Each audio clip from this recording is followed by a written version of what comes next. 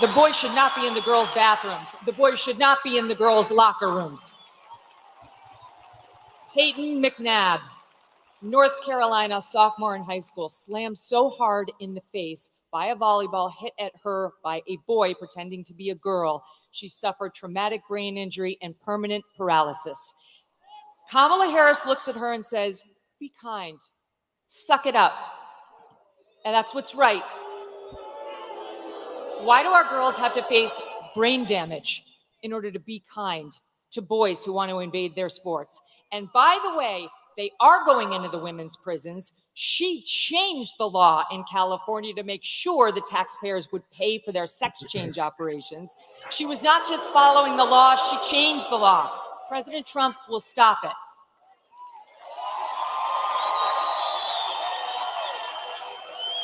He got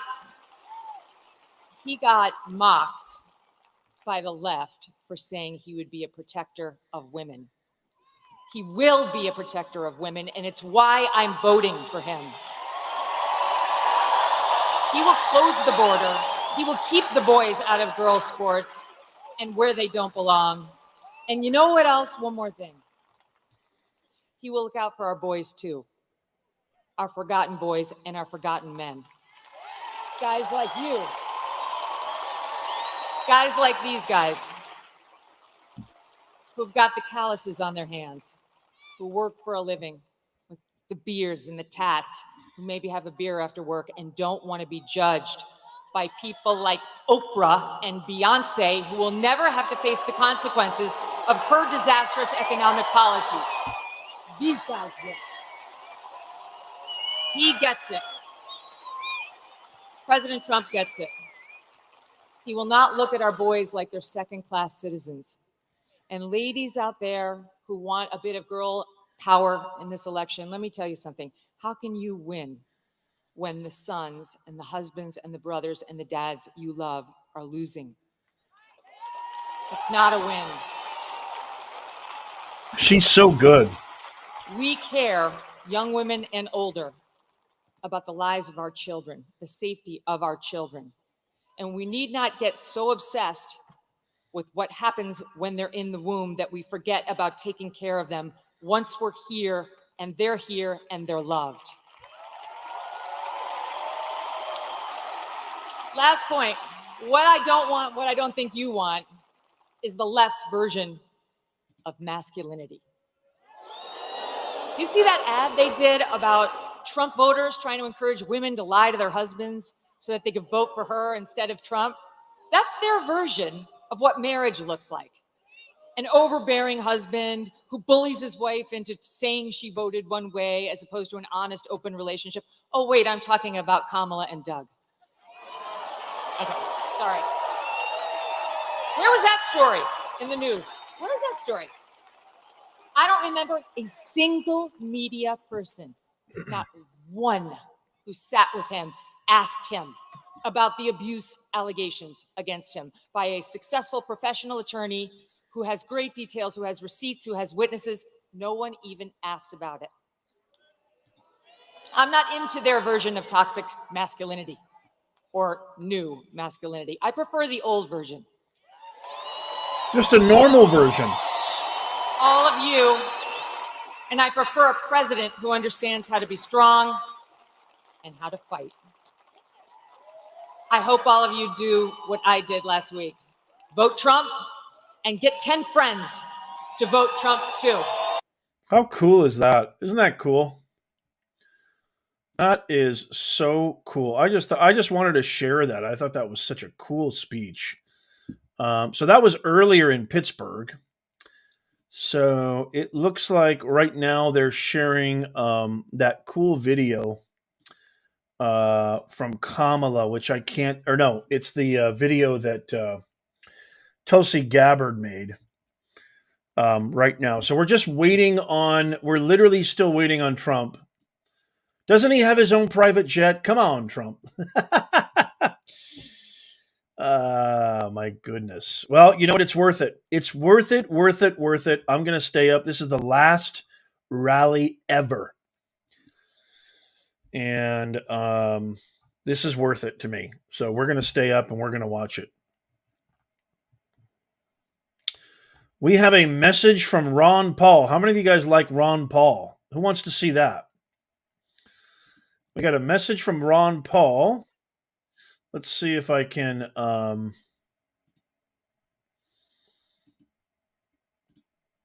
So this is Ron Paul. And let's hear what he has to say while we wait for Trump. Hello, everybody, and thank you for tuning in to the weekly report. With J.D. Vance and Elon Musk, suddenly ideas are back in this campaign. This presidential campaign season may be one of those turning points in history for reasons good and bad. Anyone watching the one debate between the Republican and Democratic Party candidates would not have come away with the view that this was a great battle of competing principles and visions for the future. It was a campaign of name-calling and bullets, where one candidate avoided discussing ideas at all costs and even avoided the media at all costs. He's here. Where the other candidate dodged 2 attempted assassinations while throwing red meat rhetoric to an Trump is here, finally. He's here, guys. There we go. There he is. Yes. Everybody give me an American flag emoji. Everybody give me a huge thumbs up. Yes, he's here. Now, there's probably music, so I got to mute it. Yep, there's music.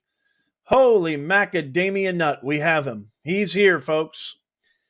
Yes, this is the final rally in Trump's political career. Hopefully, please, God, I hope he gets into the White House tomorrow. This is it. This is the final one of these rally events we're ever going to see. I mean, he'll probably do more speeches that are fun and entertaining, but this is the last rally. I love it. Look at all those American flags. I love seeing this. Oh, my God, I love you guys. This is so awesome. He's here. Yes. He is here. Holy mackerel. I am loving this every second of this. He is here, folks. Oh, yeah. Look how excited everybody is to see him. Holy macadamia nut. Look at that. This is historic. This is the last chance we have, the last rally ever from our president. Somebody who literally changed the political landscape, turned it upside down, brought realism and authenticity and anchored in reality type of politics back into the American zeitgeist. I just love this man, and I know you do too. This is going to be phenomenal. And if you think he's tired, he probably is, but he never shows it. He's a machine. This guy is like, I mean, he's got pistons running that haven't even been invented yet. Look at him. He looks as fresh as a daisy. This is his last rally. I wonder if he knows it. I can't wait to hear what he has to say. I cannot wait to hear what he has to say.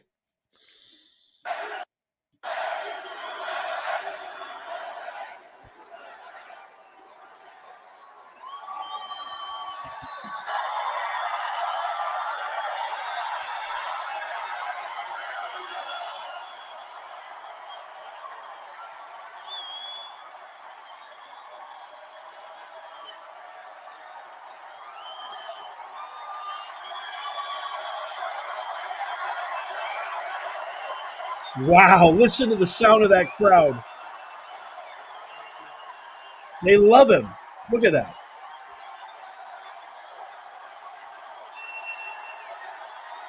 How do you not love this guy?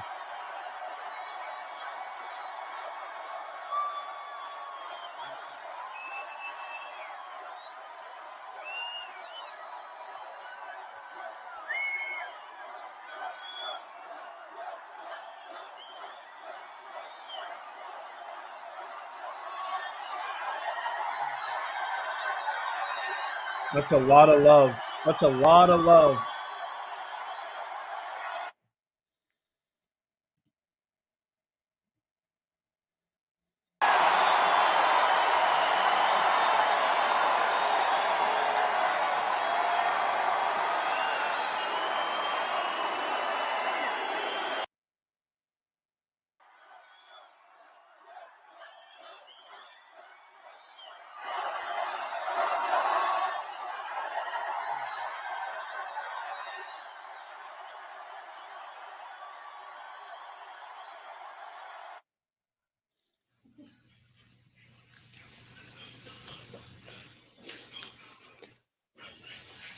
Yeah, so there we go. That's the former president. We just had the sound kind of potted down on us. He does this. He goes, if you've seen any of his rallies, he will stand at the podium. He'll walk around. He will talk to some people. He will clap.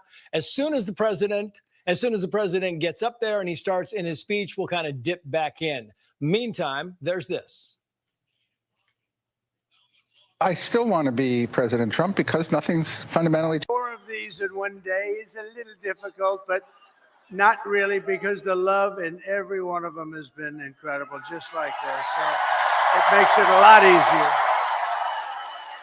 And I want to say a very special hello to Grand Rapids. It's been a special place. Remember 2016,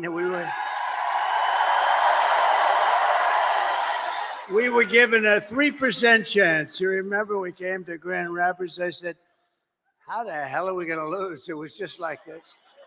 And I said, how are we going to lose? We're not going to lose. And it was a 3% chance. And then we won a little place called Florida, and it went to about a 7% chance. And then it went to an 11%.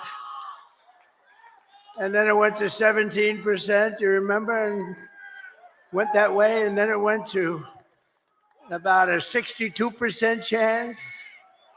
And they had somebody in there going totally crazy. The woman, she became a fan. She was going crazy.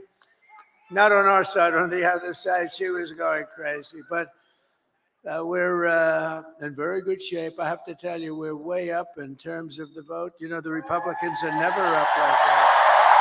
Come on, vote, vote, vote, vote.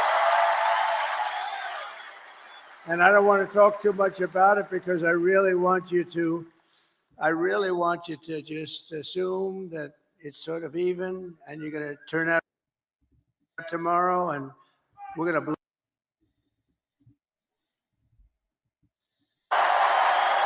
We're leading going in by hundreds of thousands of votes, but just pretend we're tied or losing by a little bit, because we want to put on a display tomorrow of unity and everything. The progress that this party has made is incredible. It's very inclusive. It's inclusive of everybody. I don't want to talk too much about it because I really want you to just assume that it's sort of even, and you're going to turn out tomorrow, and we're going to blow this thing away, because, you know, we're leading going in by hundreds of thousands of votes, but just pretend we're tied or losing by a little bit, because we want to put on a display tomorrow of unity and everything. The progress that this party has made is incredible. It's very inclusive. It's inclusive of everybody, including our great mayor right back there. That is our great mayor who came through for us. But I want to thank everybody, and a very special hello to Michigan. We're going to do some great things from Michigan. We're going to do great things from Michigan. We're going to bring the car business blazing back. You're not going to remember what was like. We're going to make Detroit. We're going to make Detroit greater than it ever was yet. I've been hearing about Detroit for a long time. They've been talking about that miracle in Detroit. Well, I mean, look, we got to be honest. It hasn't happened, but it's going to happen now. It's going to happen at levels that you never dreamt possible. So for the auto workers who have been so incredible, you've been so incredible. You're going to be very happy with the things we're doing. We killed the plant, as you know, in Mexico. The biggest plant in the world was going to be built in Mexico, and I absolutely killed it. But I'd like to begin by asking a question. Are you better off now than you were 4 years ago? Because over the past 4 years, Americans have suffered one catastrophic failure, betrayal, and humiliation after another. Kamala has delivered soaring prices and true economic anguish at home, war and chaos abroad, and a nation-destroying invasion on our southern border, invasion of some of the greatest criminals in the world that are pouring into our country. And we're not going to take that. We're going to end that like immediately. And I happen to think it's bigger than the economy. And I think, every poll shows the economy and inflation and then the border and the horrible things that are going on. And I don't agree with it. I think we have to focus on all of it. We do it all one time. But to me, when you allow thousands of murderers into our country, to me, when you allowed the drug kingpins of the world into our, and terrorists into our country at levels that we've never seen before, to me, that's the bigger problem. We're going to solve it all, but that's the bigger problem. And we're going to have it taken care of very quickly. But my message to you and to all Americans tonight is very simple. We do not have to live this way. We don't have to live this way. We're not living good. 4 years, what did they do that was good? Can you name one thing? I said to a group of people, what have they done? Everything's a disaster, including nobody even knows how to. Supposing President Xi of China wanted to call to ask a little question about war or Taiwan or anything, who the hell does he call? We got a little problem in America. There's nobody to call. They'll probably end up calling me. Maybe they'll call me. But, but who do you call? And remember, they ripped that presidency away from Joe Biden. Say what you want. We're not fans of Joe Biden. I spent $150 million on him. We went through the convention. We never mentioned Kamala. Nobody knew who the hell she was. And all of a sudden, they picked Kamala, even though she was in last place. She came in number 13. They had 12 plus Kamala. She was considered the 13th. But then they wanted to be politically correct, so they picked Kamala. And they called her Harris. And nobody knew who Harris was. Like, call Harris. Who's Harris? You're weird. It's a very nice name, but it's a strange name because nobody knows who she is as Harris. So we have to call her Kamala.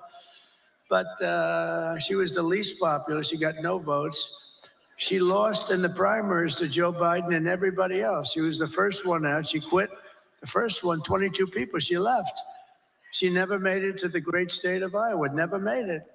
And now we're running against her.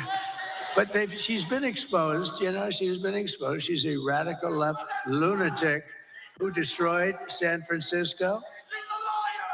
But we don't have to settle for weakness and incompetence and decline and decay. That's a nice word, decay. That's what's happened. That's a nice word, decay. Can you imagine? And nobody will question it because it's true. With your vote tomorrow, we can fix every single problem our country faces and lead America, indeed the world, to new heights of glory. But indeed, think of that statement, how beautiful that is. New heights of glory, that's what's going to happen. When we win the election and we're really, well, look, the ball's in our hand. All we have to do is get out the vote tomorrow. You get out the vote, they can't do anything about it, we win.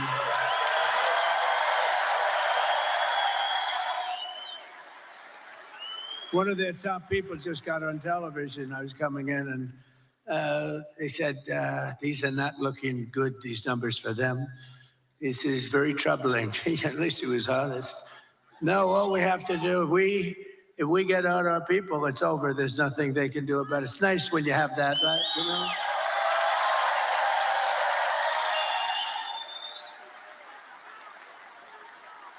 In other words, to make you feel a little guilty, we would only have you to blame. But we put ourselves in an unusual position. Never happened where we're leading by hundreds of thousands of votes in the early stage vote. That's never happened before. We've always been losing by sometimes millions of votes, and you keep catching them on Tuesday, but Tuesday comes along and you make it, or you don't quite make it, you're a little short, and then they cheat, and it makes it a little tougher. Because when you have open borders, transgender everything, high taxes,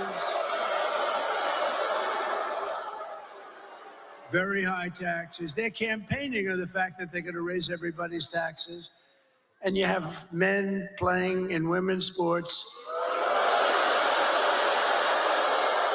You have to cheat. Who the hell is going to approve that stuff? Who's going to approve open borders with criminals pouring into our country by the millions? No, they have to cheat. They have to cheat, and they do it very well, actually. But I think we're in very good shape. We just have to share. You show up, and you're going to have the biggest victory. You know what this will be? The single greatest victory, politically speaking, in the history of our country. Woo! Yes. Come on. And when we win the election, only one day from now, do you know how that sounds? I started off saying, and when we win the election 4 years from now, that was terrible. That was so depressing. When we win the election 4 years from now. Then I said 3 years and 2 years and 1 year. Then I said 6 months, and I said, ooh, that's starting to get a little close. And then I said 5, 4, 3, 2, 1 month. And then about 3 weeks ago, when we win the election in 21 days, it just seemed very far away. And now I say when we win the election tomorrow. Can you believe it?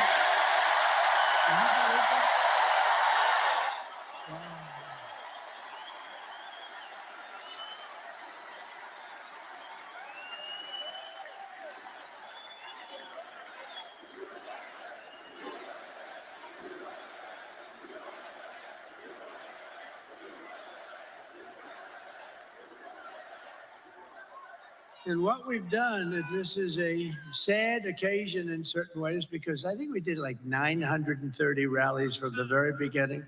That's a lot of rallies. And you know, and remember, if you make one slip up, and you know, I'm a person, as you probably noticed, I have this beautiful speech. I haven't really even gotten to it yet. One of these moments, I'll start giving you some beautiful things to listen to, and honestly, some terrible things to listen to. Terrible. What's happened, what they've done to our country is horrible, horrible. And by the way, don't you like a president that doesn't need to use a teleprompter? Yeah. Isn't there something refreshing? Yeah, there is.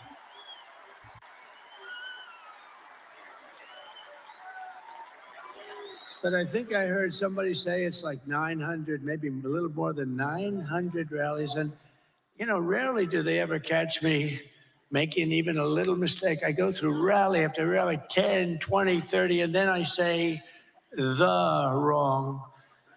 They say, he's cognitively impaired. No, we're not. I'll let you know when that time happens. It could happen, but hopefully it's not going to be for a long time. He pronounced the word, he slurred the word, and I hate to go back, you know. A lot of guys, they'll be talking and they'll make a mistake. Excuse me, let me go back. When you do that, it's over for a good speech. You can't do that. You just have to blaze through it and hope that they didn't hear the mistake. Now, when Winston Churchill, who's a great speaker, he was actually a stutterer, a tremendous stutterer, and he became one of the greatest orators. But when Winston Churchill made a mistake, he didn't go, excuse me, and go back. He just blazed through it. But if I do it, they say, he's cognitively impaired. There's something wrong with him. These people are sick. Those people, look at them. Ooh, that's a lot. How do you not love this guy? That's a lot of people. But this has been an incredible journey. It's very sad in a way, because, you know, we've done all these, and this is the last one. But here's the good news. All we were doing is putting ourselves in a position to win, which we can do tomorrow very easily if we show up.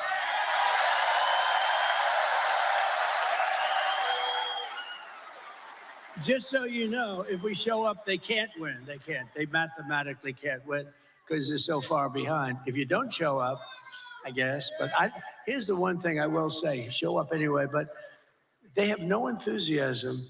She had a rally today. She couldn't have had more than 100 people there. And I had all 4 stadiums were full, but she had a rally and she was screaming, we're going to win, we're going to win. And they wouldn't follow her. They wouldn't say it. Did you see that clip? I'd like to put it up. The problem is I don't put up too many clips. I have the most beautiful clips. The problem is the press won't follow them. I had a friend. Yeah, I had a friend a couple of weeks ago. We made these gorgeous clips, and actually gorgeous in one way, but horrible in another, showing the death of children and all the damage that they've caused with the open border. And all they have to do is take those cameras, look at all those cameras, and all they have to do is move them like an inch over and an inch up. I have oftentimes, well, not too long. I have oftentimes screens right behind me. All they have to do is just move it up 2 inches like this. And they don't do it because they're fake news. They don't want to show what's on the screen. It's a shame.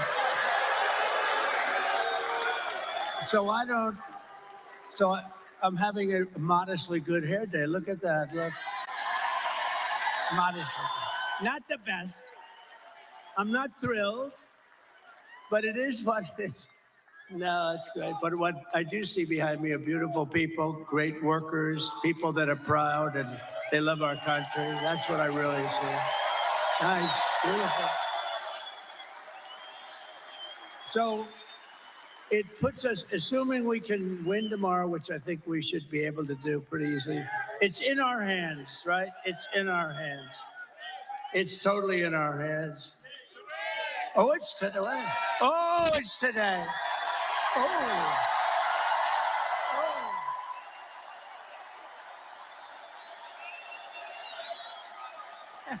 Thank you. That's today. Wow. Can you imagine a crowd like this at like 1 o'clock or some ridiculous time in the morning?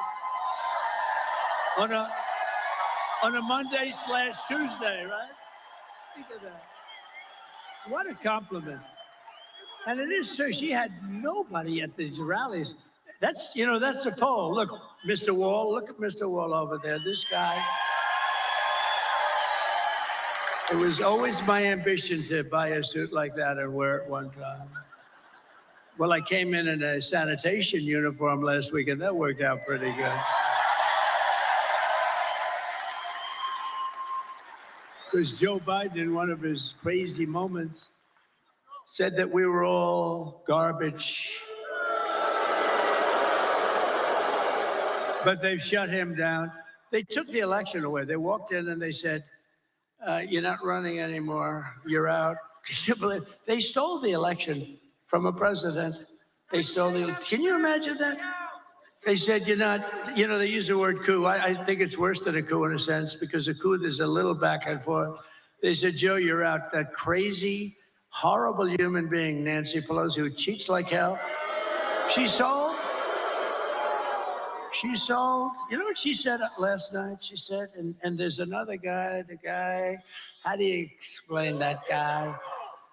They say, well, we'll get ready to start impeaching him. Now, how bad are people like that? They're just trouble for our country. They're bad, sick people. They took 2 impeachments and they wasted all that time and money and energy when we should be focusing on making America great again. They're horrible people. I mean, Nancy Pelosi started with nothing. She's worth $200 million. She had a big position in Visa, and she sold it. And the day after she sold it, the Justice Department announced that they were under this massive investigation. You're a stock guy, right? They're under a massive investigation. So I don't know what happened, but I don't imagine the stock went up. History would tell you the stock went down. Did it go down a lot? It went down a lot. So they have this big position. She sells her stock. Hours after she sells her stock, they announce that Visa is under massive investigation. The stock goes tumbling down. She's a crooked person. She's a bad person. Evil. She's an evil, sick, crazy. Oh, no. It starts with a B, but I won't say it. I want to say it.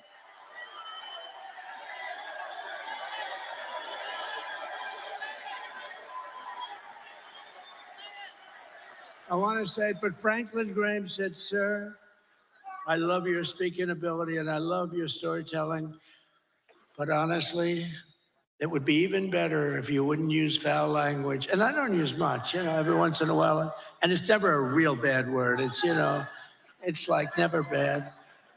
And so I try to adhere, but he's wrong about one thing. It is a little better when you use the foul language because there's more emphasis. No, but these are bad people. These are bad. Adam Shifty Schiff. I call him pencil neck. I call him He's pencil got the dick. smallest neck I've ever seen. He's got about a 4.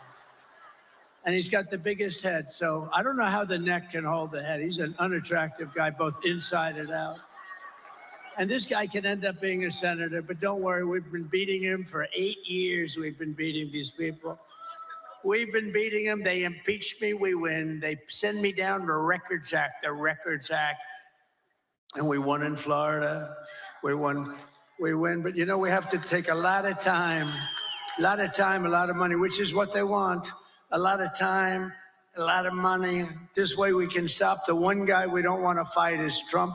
We can stop him from getting the Republican nomination. And I got the Republican nomination in record time. And let's keep going, and maybe we can stop him from winning the presidency. But that's looking pretty good tomorrow, I'll tell you. They give us probably a 95. What do you think, a 95% or something like that? But don't believe it.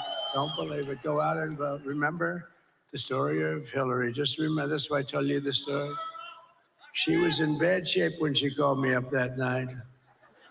And by the way, she called up and conceded, and then spent 7 years on saying how she was a good sport. Oh, she's a lovely person, Crooked Hillary. But you know what? She's smart. But she wasn't like, she lied a lot. I mean, a lot, but nobody lies like this Kamala.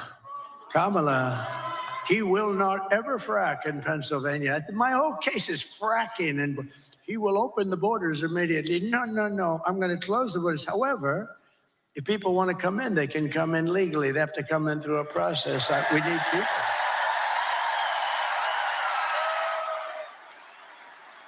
But Kamala is, this is known. She's a very low IQ person. And we don't need a low IQ individual. We've had that for 4 years, and our country's going down the drain. We're going to turn our country around. I will end inflation very quickly. You know how we're going to end it? By drilling and drilling and drill. Energy is going to bring everything down. Energy is going to bring it down. And I will stop the invasion of criminals coming across our border. I will strengthen our military. I will restore peace in the world. And I will rescue the American dream. We're going to have the American dream back soon. Together, we will begin the 4 greatest years in the history of our country. And we will launch the most extraordinary economic boom the world has ever seen. If you vote for Lion Kamala, you will have 4 more years of misery, failure, and disaster our country may never recover from. I don't believe that our country can take any more of this without just gone.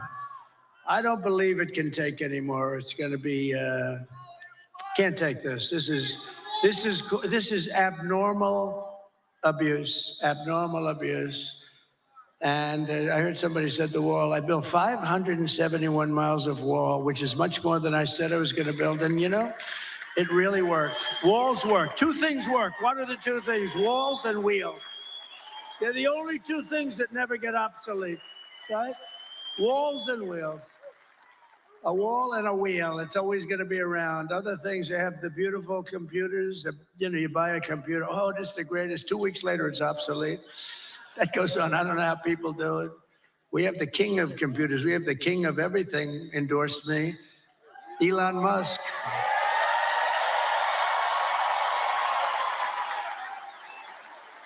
And he brought that rocket ship down 2 weeks ago. I never said 22 stories. It's like monster.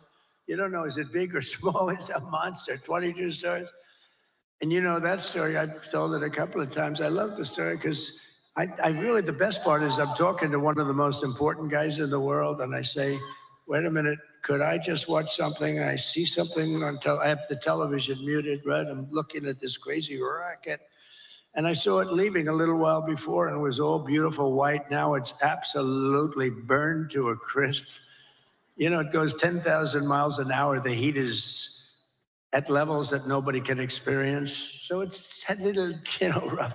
It's a little rough on the paint job.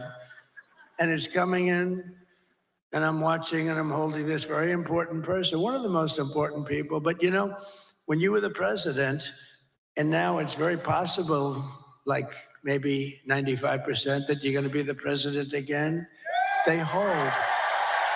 No, they hold. So I say, do you mind holding for a minute? I have to see this. And I put the phone down. That guy was holding like for an hour and a half. He never got off the phone. I wish he would have hung up. I would have felt better. Because I picked up the phone later. I said, oh, wow. Hello? Hello? He goes, hello. Anyway, but it was so exciting. So I'm watching it. And this monstrous thing is going down, right? And it's coming down. It's, first of all, it's doing all sorts of flips up in the air. I would not want to be on that sucker. I don't care how good Elon is.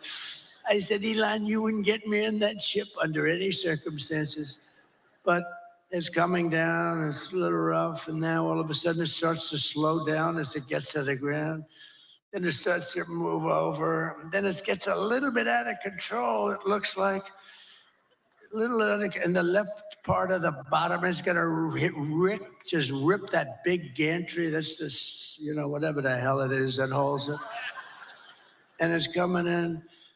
Oh, and I didn't know it was Elon's. I just assumed, he loves this stuff.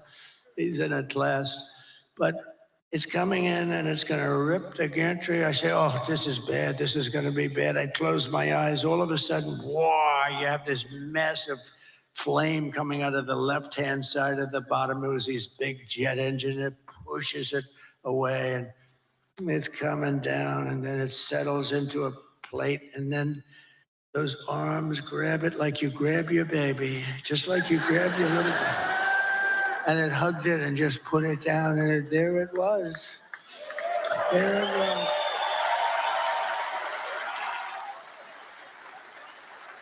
And I called Elon. I said, was that you?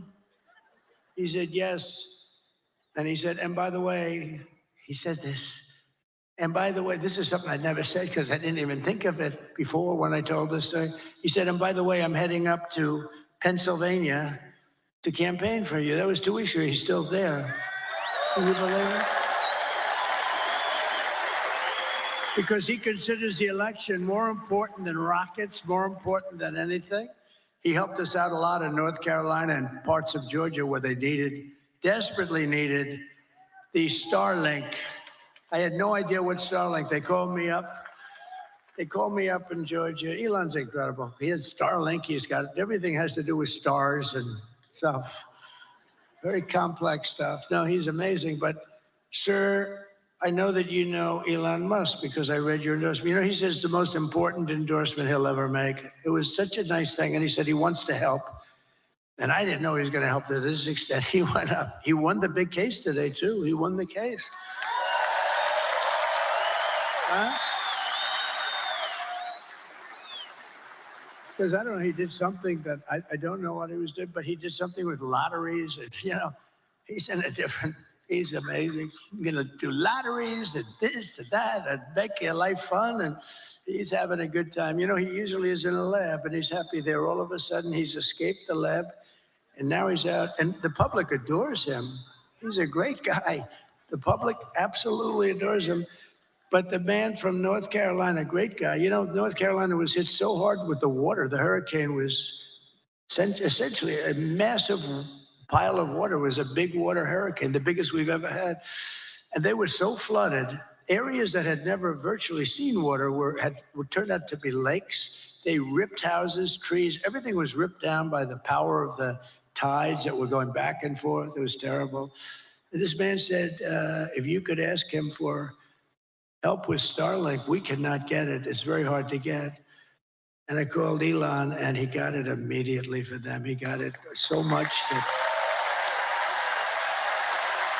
he had it there immediately, so much that they couldn't even believe it. He said, "This has saved a lot of lives." They had no communication in North Carolina, which, by the way, we're leading. In fact, somebody said they picked up stakes. There's no more ads. There's no more. That's usually a good sign.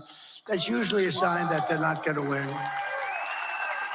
But one of the reasons they're not going to win is because FEMA did such a bad job. So FEMA, we had a great FEMA. We did good, but they spent most of their money, as you know, on illegal migrants coming in. They spent so much money that they didn't have the money to take care of the people from North Carolina. But we will be there on January 20th, because on January 20th, that's when you assume it. But they pulled up stakes. Historically, when you pull up stakes and stop advertising and leave, historically, you're in pretty good shape in this state. Is that correct politically? Because I haven't done this as long as some of the, well, I think I've done it better, actually, because I ended up being president. But some of our great politicians have done this for a lot longer than me. So let me ask you, all of these senators, when you pull up stakes and leave, historically, Doug Burgum was so incredible. He really is, isn't he? Is he a class act? His wife is much better. She blows him away, right? Catherine is much better. But Doug, when you pull up stakes and you stop advertising, doesn't that generally mean that it's over, right? It's over. Doug is cautious. He doesn't want to. He thinks it's a trick question. No, it means it's over. And I think it's over in a lot of places. I think we're going to see some incredible stuff tomorrow. But it won't matter. It won't matter as long as you go out and vote. Nothing's going to matter, because it's in our. You know the expression, the ball is in their hands. The ball is in our hands. They can't do a thing about it. And now you're going to go out there later today.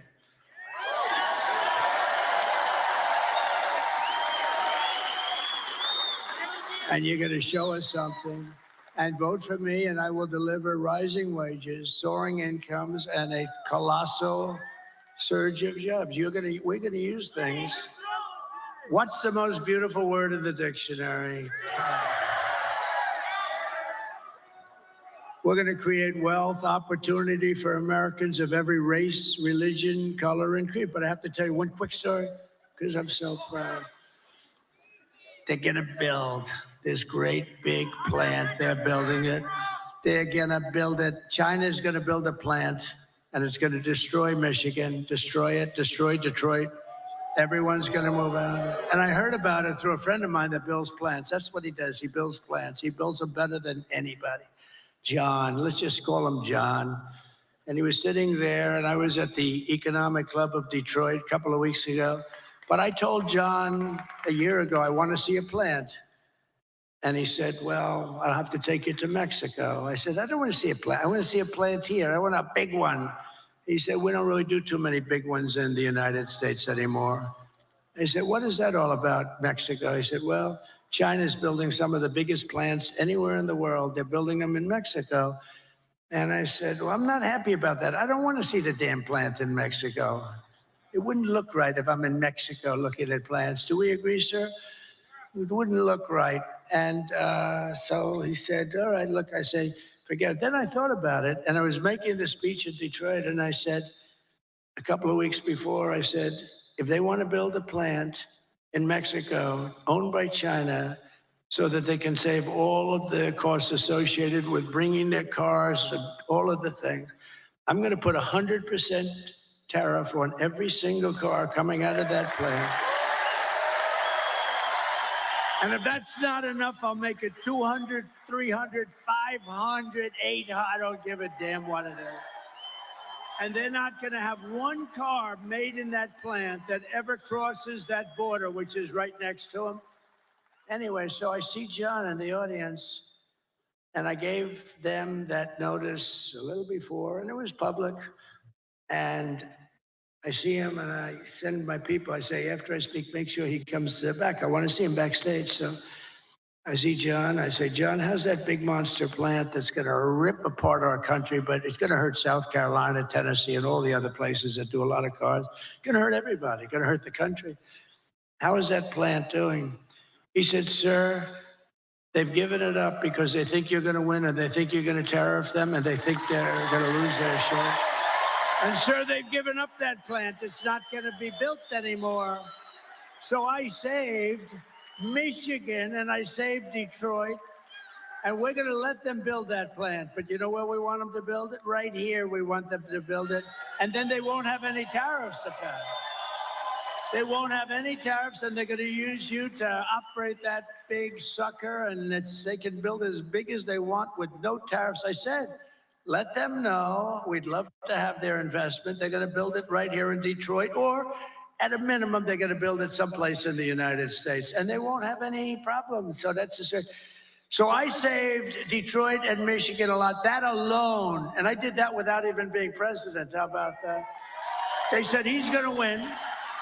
They told John, we think Trump is going to win, and he's not going to let us make anything, and he's going to do things that we don't know. This guy is crazy. Because, you know, I charged China hundreds of billions of dollars in taxes and tariffs. They paid us, not one other president. And, you know, we're going to get along great with China. We're going to get along good. I want to get along with them. President Xi was great until COVID came. Then I wasn't so thrilled with him. But we did a great job in that. You know, we went back. Nobody knew what the hell it was. We did a great job. We get credit on our military. No wars. We did no wars. I had no wars. Remember when crooked Hillary Clinton? Remember when crooked Hillary was screaming during a debate, he's going to charge wars, he's going to have wars, he's going to prosecute wars all over the place. Look at him, he's a very volatile person. I'm actually not. I'm a very calm person. She's the one that's volatile. But he's a very volatile person. He'll say, no, I stopped the wars with my being volatile. Nobody had a war. We didn't have any wars, except that we finished a war that we had. We beat ISIS. 100% of the ISIS caliphate was taken down. And it was done in a matter of weeks. When our stupid generals, our terrible generals, you know, the guys up top, like Milley, like Kelly, real losers. Kelly was dumb as a rock. I'll never do that again. I let people, I say, give me a letter of resignation. Yes, sir, I'd like to say. They said, just give me, you know, Biden never fired anybody. That's why he never had a bad book written about him. No, and also, number two, nobody cared. When I fire somebody, every major publisher in the world, will you say something bad? I had one person who was so complimentary, sir, you're the greatest president that ever lived, blah, blah, blah. Then she gets a show, but they only want to hire her if she's, I have all these letters, there's never been a better president. She goes in the show, I didn't like him, he was terrible. What a terrible human being. These people are sick, but you know what? All we can do is keep winning. That's all.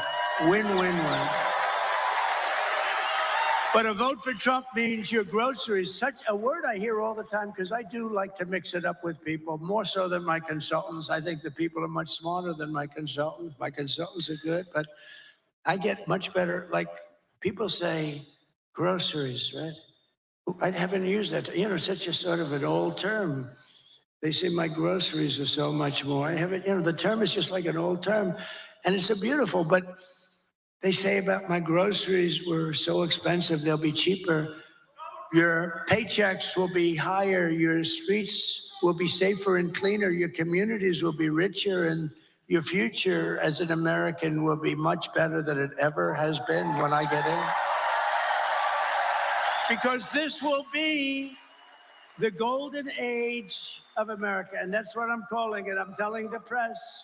I hope you put it in. Isn't that a beautiful phrase? The golden age. I like to brand things like I brand Pocahontas, and you know, I do a lot of branding. I'm one of the greatest branders in the world. A lot of them were Republicans, He's right about but that. they're all now friends of mine, so I can't talk. Some of my greatest branding was on the Republicans during the primaries, but they're all friends of mine. Most of them, some of them, yeah, most of them are. Most of them are, but you know, I don't talk about that. They once Once the battle is over, I take those words, I put them away permanently in some cases. On occasion, I'll bring them back out. But just a few months ago in a beautiful field in Pennsylvania, an assassin tried to stop our great movement, greatest movement in history. But that brush with death did not stop us by any means. It only made us more determined to finish the job that we had only just started.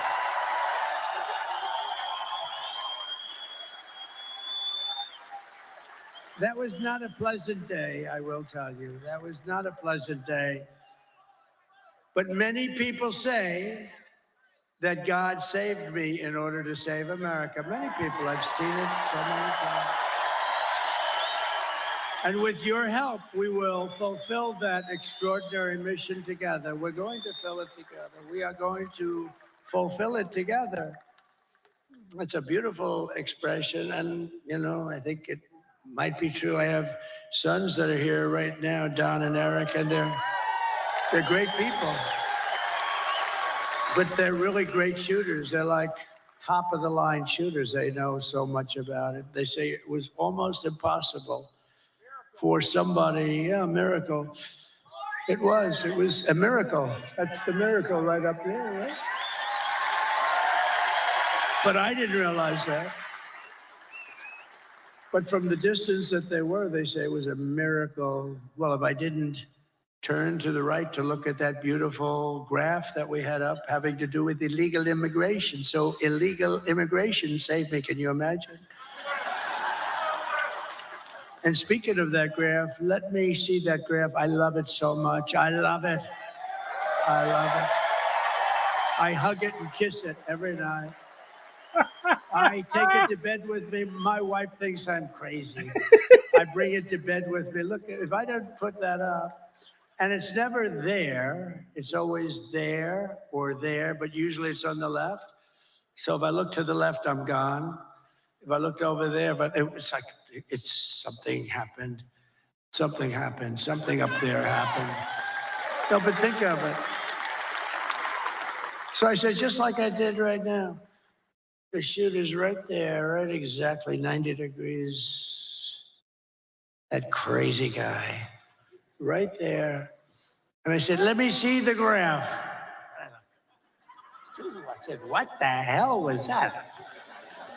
But if I didn't turn, it goes a little, it's not good. You don't want to see that. So it was a miracle or a gift from God, maybe. Amazing. And when Don and Eric, who are really great shooters, they heard that, and then they heard the gun, they know exactly the gun, the AR-15. It's supposed to be very accurate and all that stuff. And this guy wasn't, you know, he was at the range all the time shooting. He was supposed to be a good shooter. They said a bad shooter would hit it almost every time, a bad shooter. Don said it's the equivalent of sinking a 1-foot putt. That he put it in golf terms. I said, that's not good. Because for those that don't play golf, it's almost impossible to miss a 1-foot putt. And so it's amazing. So they were shaken up. They couldn't believe it. They actually said God did that because they didn't believe that they could. Now, it wasn't a miss. I mean, it wasn't, it ripped the hell out of it, but I consider that a miss. It ripped it up pretty good, and it was a very bloody mess. And the doctor, who was great in Butler, he said, sir, I want you to go with me to buy a lottery ticket because I've seen this. I've been doing this for 35 years, sir, and I've never seen anything like it. I've never seen anyone come out of it with that gun from that range. I said, he said, I want to buy a lottery ticket with you tonight. And I said, well, doctor, you know, let's not do that. Let's see if we can get this sucker stop bleeding. But he told me the ear is the bloodiest part. You get hit in the ear, something to do with cartilage. It's so they thought I was hit all over. I said I wasn't hit all over because I was down. And I wasn't hit all over. I said, I was hit in the ear. Now get me up, get me up. They said, sir, and they're touching all over. Just say, because it was so bloody. They said, sir, you've been hitting other. I said, I'm telling you, it's funny, when I was, the word surreal, right? When I got to the White House, I was standing right outside and then inside the Lincoln bedroom, the bedroom of Abraham Lincoln, his wife, his son, Tad, who died actually as a very young boy, very young. It was a very rough time for them. They were suffering tremendous melancholia. They called it, they were melancholia, they called it, not depression. It's the same thing, but in those days they call it melancholia. But I was in the Lincoln bedroom, so famous, all the furniture just the way it is. And he was very tall. He was 6'6". That's like the equivalent of a Baron Trump today. Who's a lot taller than 6'6". He's a good-looking guy, but he is tall. And but he was 6'6". In those days, very unusual, but he was tall. And then you put his hat on, which was another foot, right? So he was a pretty tall guy. But the bed was very long. You could see it was elongated. But I was there, and it was like a really surreal. I was with the First Lady, who was very popular, who got the #1 book in the country. Can you believe it? Paul Moreno, go buy it. Go buy that book. Go buy that book. It's great. I was a little nervous when I started reading it. I said, this could be very bad for me. Releasing a book before the election could be very dangerous for me. But no, it's a great book, and she's a great writer, actually. She wrote a note at the convention. Remember the note she wrote? It was so well crafted that these guys right here wanted to put it as part of the platform. It was unbelievable. The book is unbelievable. So go get it for Christmas or something. But it was just, when I was in the Lincoln bedroom, it was a surreal experience. It was like an outer body, they call it, experience. And it just was like, it was something unbelievable. I said, can you believe this is where we are? And I was not a Washington person. I was only there 17 times, according to the fake news. But I think it's right. I was only there 17 times in my entire life. I wasn't, and I was a New York guy, which, now I'm very much a Washington guy. I know the good ones, the bad ones, people. I know the dumb ones, the smart ones. I know a lot about the people. I didn't know anything about the people. I had to rely, and we did great. We had mostly great, the trade people, the war people. We had a lot of great people. But when I was on the ground, there was no surreal experience. I knew I was shot in the ear. And I was telling Secret Service, and let me tell you, they were damn brave. I went down fast because, I looked, there was blood all over my hand. I said, this is not the normal situation. It's either the largest mosquito in history or I got hit by a bullet. And I followed my hand down. And I think people were also shouting, get down, get down. I think it was. But I went down, and I'm telling you, I had, I guess, 7 Secret Service agents follow me. They were very brave. I'm telling you, those bullets were flying over our head. And, you can't forget that. Can't forget that. Those bullets, and I heard those bullets going. I said to somebody, how fast were they going? They gave me some mathematical number. I said, no, I want to know in miles per hour. And I think it was 3,200 miles per hour. Think of that. A car, you're going fast at 70 or 80. These are 3,000 something. And those suckers were going over my head. There were 8 of them. It was a total of 8 shots fired. And there was a shot by a Secret Service sniper. Amazing, 1 bullet he used. But I think we also had help from one of the police snipers. He hit the stock of the gun or something, and we appreciate that very much.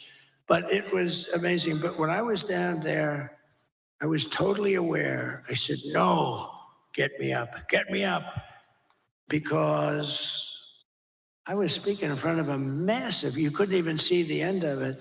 Now, when we had the celebration honoring Corey, the firefighter, great guy, when we had that celebration, we had 101,000 people.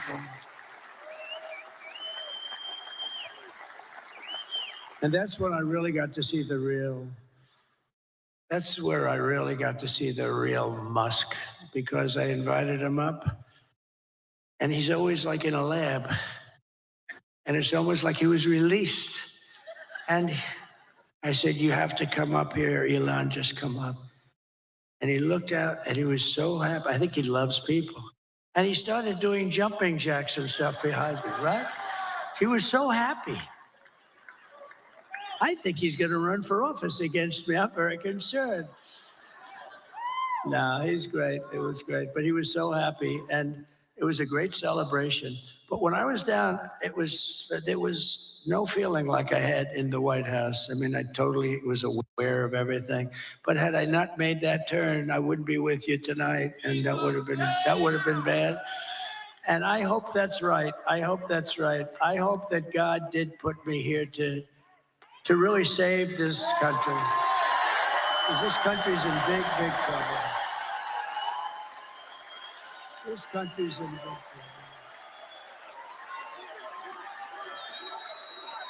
I hope so. To every person and every citizen across this land, I am asking for the honor of your vote. I don't want your money. Most people want your money. I don't want any money. All I want you to do is go out today. Sounds a little strange. Go out today. Meaning go out in a few hours, okay? This guy's complicated because it sounds so much better when you say tomorrow, when it's night, but that's okay. I want to be exactly accurate for them. But go out today and vote. And I guess 7 o'clock or whatever time it is, doesn't matter. And we're going to have the greatest victory in the history of our country. And as your president, I will fight for you every single day with every breath in my body. Together, we will save this country, this great country that we love. We will defeat the corrupt system in Washington, because I'm not running against Kamala. I'm running against an evil Democrat system. These are evil people. I wasn't running against Biden either. He was stuck in a basement. I didn't even run against him. I mean, no, we're running against a very evil system, and we have to defeat that system. And America's future will be an absolutely incredible one. As we stand on the brink of rescuing our country, I want to take a moment to thank the millions of hardworking men and women who are the heart and soul of this, the greatest movement of all time.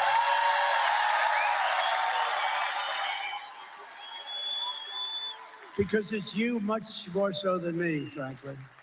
You're incredible people. You built this country, and you're going to save this country, but you're incredible people. You're really incredible people. And as I said in the very beginning, this isn't my campaign. This is your campaign. This is a great campaign now it's 9 years, and we've been fighting side by side every step of the way. We've been together. That's why it's not even hard. People say to me, like very successful people, how do you stand up and talk in front of these people? And it's sort of easy because they're love.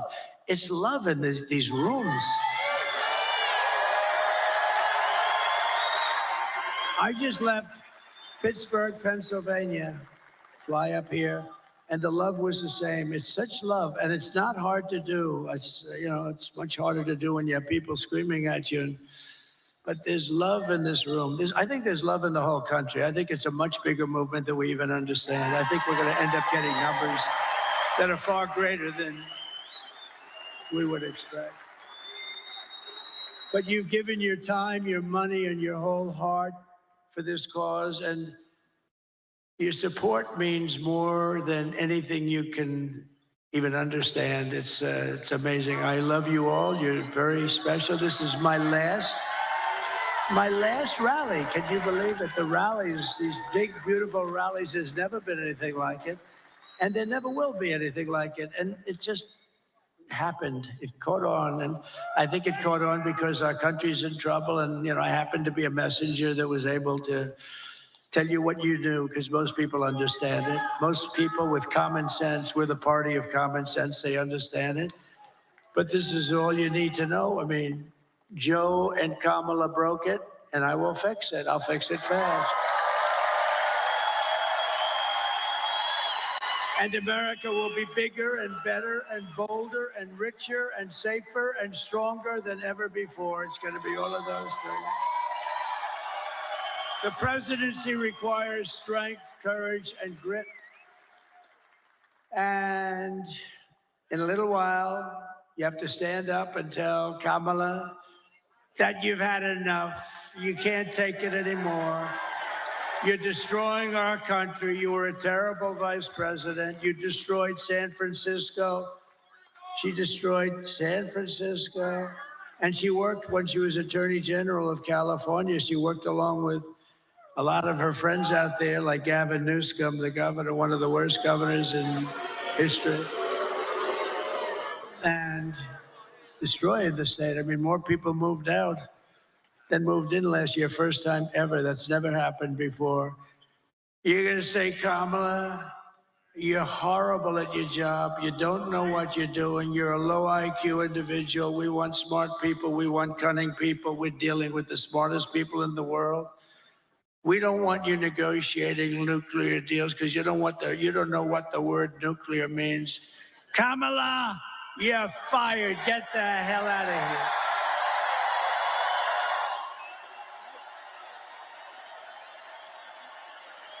You're fired. Get the hell out of here. You want to ruin our country.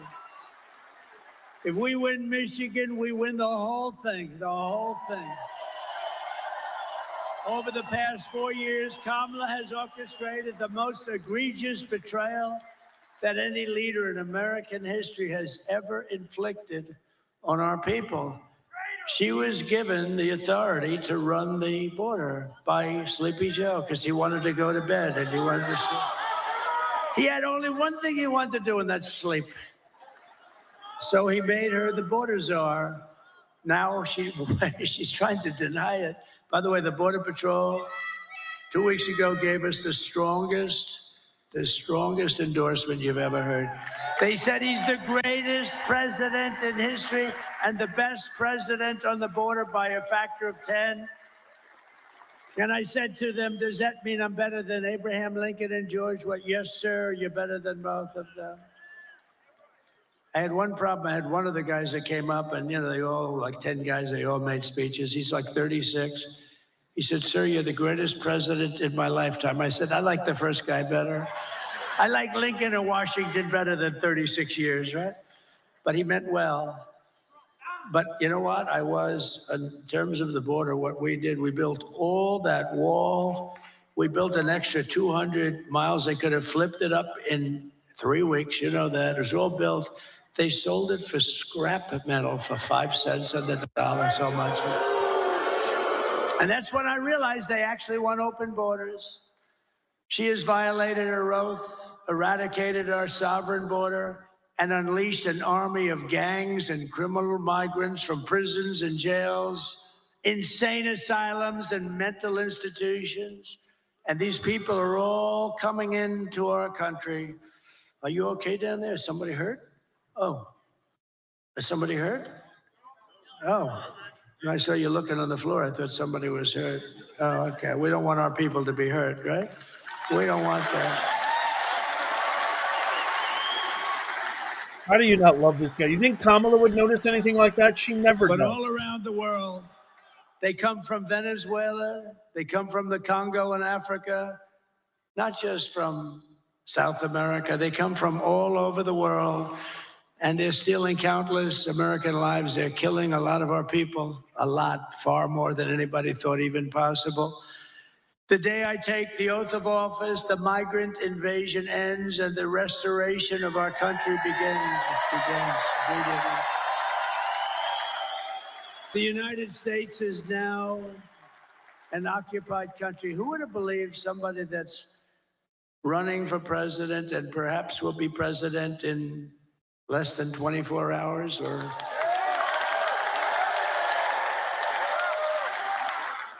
Or maybe it will take these machines that we pay so much for 2 weeks. Can you believe it? You know, if you used very highly sophisticated watermark paper, it's more sophisticated than the machines. Paper, highly sophisticated. Okay, if you used paper, and if you used voter ID, and if you had 1 day, and you, in addition to voter ID, you have a proof of the fact that you're a citizen of our country, which would be nice, you would have the results tabulated like in France. They had 37 million people. The results were tabulated at 9:30 in the evening. They had a winner, they had a loser, and they went home. And here's the other thing. I know nobody's very cost conscious anymore. 8% would be the cost compared to the cost of these very highly complex machines. And Elon Musk told me, he probably knows more about computers than any man in the world. He said that machines don't work because they're easily violated. Now, this is the smartest guy in the world, the guy that runs rockets with computers, and saying the computers are far more important than the engines. I mean, nobody knows anything like this. But if you used paper, it's 8% the cost of the other. It's more accurate, and you don't have 12-day waits. And then what the hell's happening in the inside of those machines if you wait? We want tonight.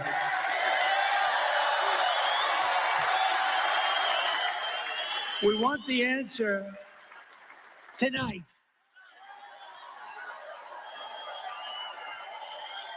They spend all this money.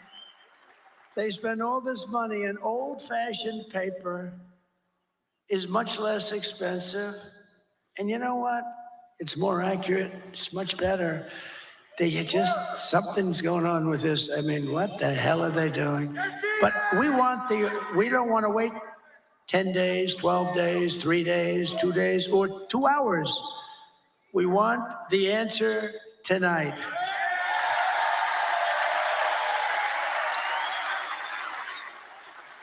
So we live in an occupied country, and I will tell you, we will be an occupied country no longer. This will take these young guys, these have military type equipment, highest grade, highest level, supreme military equipment. Where the hell did they get this stuff?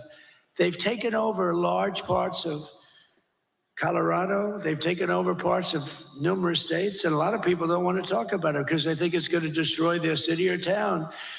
They're all over the place. And when they're not, those people running those towns, when they're not, they're petrified. They don't want them coming in. In one town in Ohio, as you know, they have a beautiful town of, think of this, 50,000 people, and they dumped 30,000 migrants into the town. So you have 50,000, now you have 30,000 migrants. Springfield, Ohio. It's a beautiful place, gorgeous place. And now if you want to go to the hospital, you can't. If you want to get a checkup, you can't. If you want to find a doctor, you can't. If you want to get your kid into school, you can't. It's a whole different world. We can't allow this to happen. They're destroying our country. November 5th, 2024 will be Liberation Day in America. On day one, I will launch the largest deportation program of criminals in American history. I will rescue every city and town that has been invaded and conquered. Can you believe I'm running for this great office and I'm talking about rescuing cities and towns that have been invaded and conquered? Can you imagine 10 years ago? Can you imagine 10 years ago using language like that? Or saying, we will not allow men to play in women's sport. You know, if you go back just 10 years and you move yourself forward and you heard a politician saying, we will not allow men to play in women's sports, they'll think, is this guy crazy? Of course they're not going to pay. To expedite removals of Trenday, Aragua, and other savage gangs like MS-13. Trenday is from Venezuela prison system, and they are rough. I will invoke the Alien Enemies Act of 1798 to target and dismantle every migrant criminal network operating on American soil. And if they come back into our country, it's an automatic 10 years in jail with no possibility of parole, because we don't want them back. And I'm hereby calling for the death penalty for any migrant that kills an American citizen or a law enforcement officer. And I will ban all sanctuary cities in the United States of America. They're sanctuary for criminals. 4 years of Kamala have delivered nothing but economic hell for American workers. The workers are getting destroyed. Her inflation disaster has made life unaffordable and cost families over $30,000 in higher prices. Think of that. Who can afford that?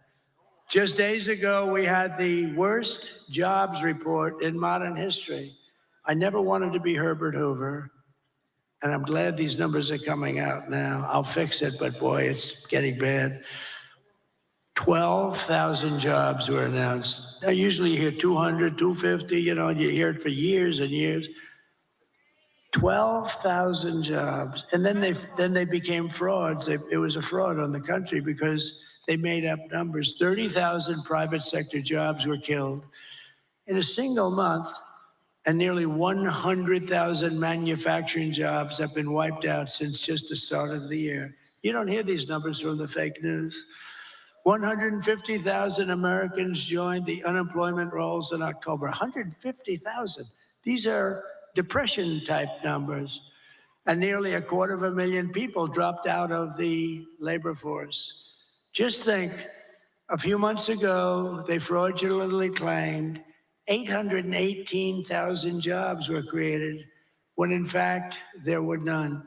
They said 818,000 jobs were created in our country, which kept us, and what that did is it kept us like, okay, it wasn't great, but it was like not record shattering or anything, but it was a lie. And they thought they'd be able to get away with it until after the election, and then announce after the election that they made a mistake. These are bad people. Fortunately, there was a whistleblower who I think should be entitled to an award. Could you imagine if it were me and we lost the election, and then a few days later they say that the job numbers are being revised by almost 1 million people? And now they've just revised it again. On top of the 818,000, 112,000 fake jobs were just announced. So you add that up, and it's almost 1 million fraudulent jobs were announced. And nothing happens. These guys don't report about it. If I was talking about 2 jobs, it would be like front page on every newspaper. They cheated, and it's fraud. When they make mistakes, they make them for 2,000, 3,000. There was never 818,000 jobs right before the election were announced, and they turned out to be a fraud. And they were going to announce the revision after the election was over. What the hell kind of an election would that have been? So I want to thank this whistleblower. Meanwhile, 100% of the net jobs created in the last year have gone to migrants. Think of that. 100%. 100% of the jobs that were created went to migrants, not to people. And I'll tell you what, your black population is being devastated by these people. They're taking all the black population jobs away, and they should announce those numbers before the election also, because frankly, what's happening there, you're going to see some bad things happen. They're taking their jobs, and the Hispanic population is going to be next. You watch. It's horrible. But if I win, it's going to be not so horrible because we'll fix it. These are depression-type numbers, and that's where we're heading if she's elected. And if she's elected, we're talking about a 1929-style depression. Under my leadership, we are quickly going to turn this economic nightmare into an economic miracle. We're going to make it a miracle. We will make America wealthy again, and we will make America affordable again. And we're just one day, meaning a half a day, sir, away from the best jobs, the biggest paychecks, and the brightest economic future the world has ever seen. But you must vote. Gotta vote. You gotta vote. Kamala's plan will impose the largest tax hike in American history. I've never heard anybody campaign. I've done this stuff for a long time, but I've been involved for a very long time supporting candidates. And candidates are always saying, we will reduce your taxes, efficiency, all this stuff. They're running on the fact that they're going to raise taxes substantially. I've never heard that. This is the craziest campaign I've ever seen. We will raise your taxes. Vote for us. Mondale, he says Mondale. I think you're right. We're going to raise your taxes, but they're going to do that on the typical family, American family. They're raising the taxes more than $3,000 a year. My plan will massively cut taxes for workers and small businesses, and we will have no tax on tips, no tax on overtime, and no tax for our great seniors on Social Security benefits.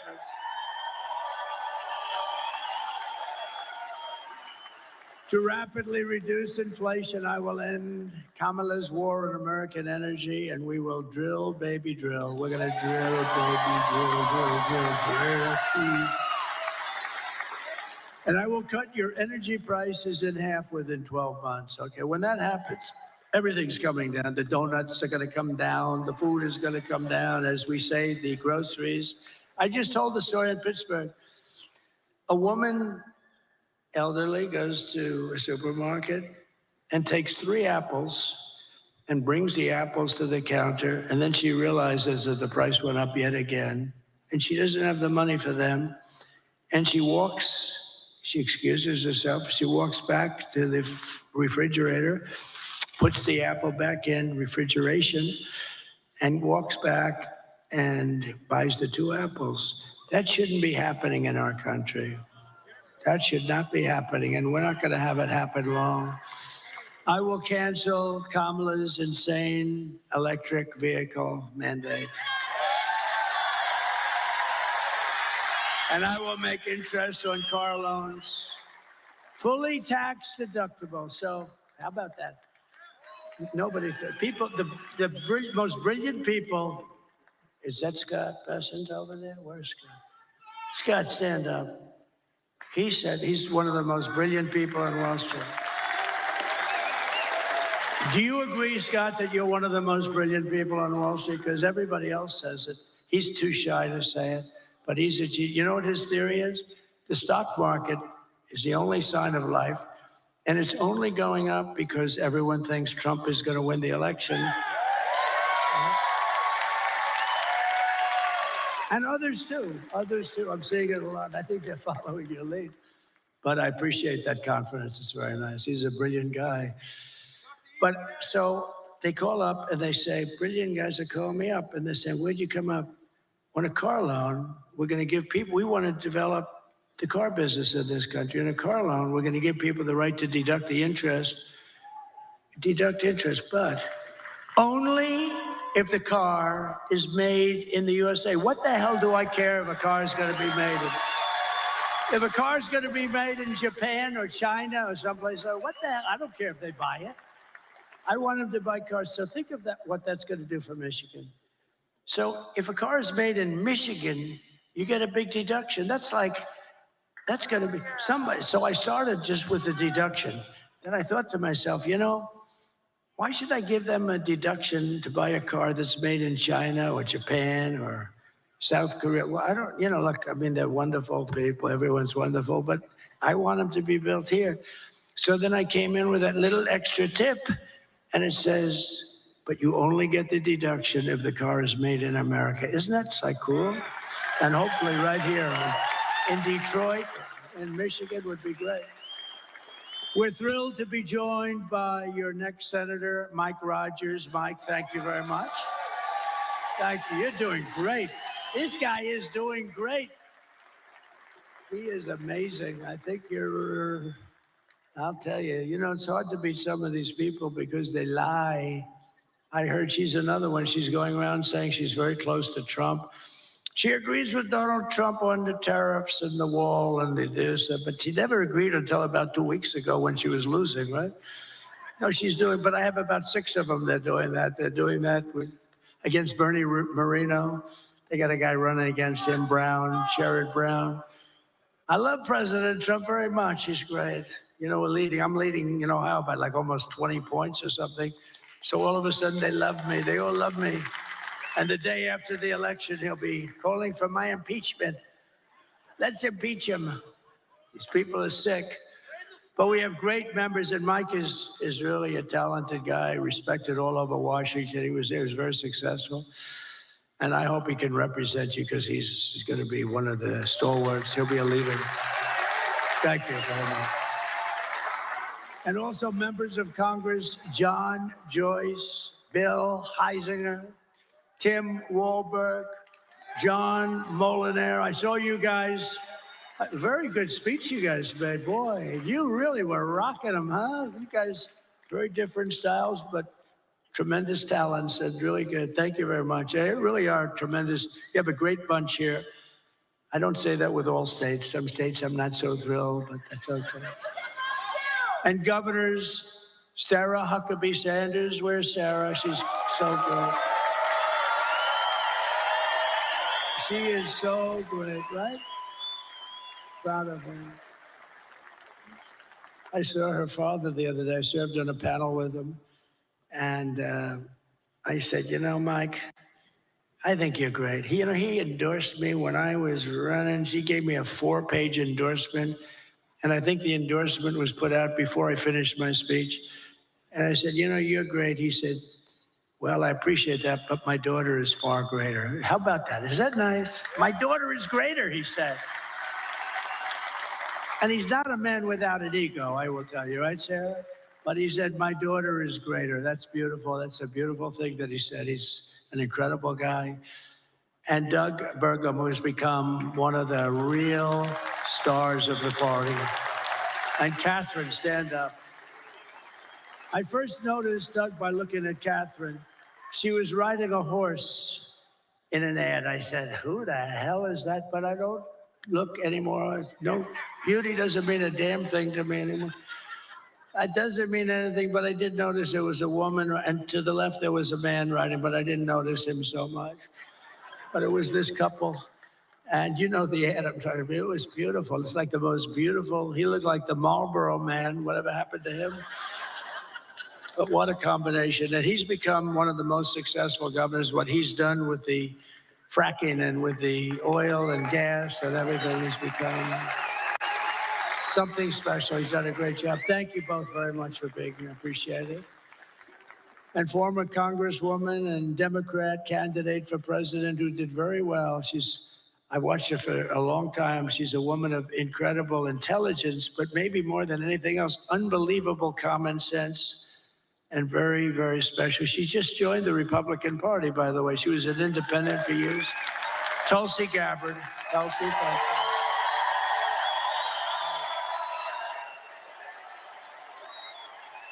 you. Great.